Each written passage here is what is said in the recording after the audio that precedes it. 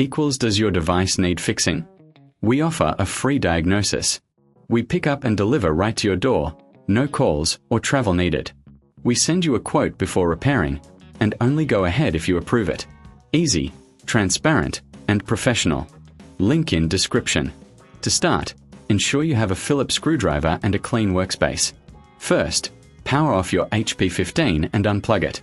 Remove the back cover by unscrewing the screws. Keep them in a safe place. Once the cover is off, locate the battery. Check for any signs of damage or burning. Carefully disconnect the battery connector. If it's stuck, gently wiggle it free. Next, remove the screws holding the battery in place. Remember, a clean internal area is crucial for your laptop's performance. After removing the battery, inspect the compartment for any debris or dust. Use a soft brush to clean it out. If you're unsure about the condition of your laptop, consider a professional diagnosis without obligation. We offer pickup and delivery at your home, so you don't have to worry about transport. No calls, no travel, just a simple service. Before any repair, we provide a quote to ensure you know the costs upfront. Once everything is clean, you can install a new battery.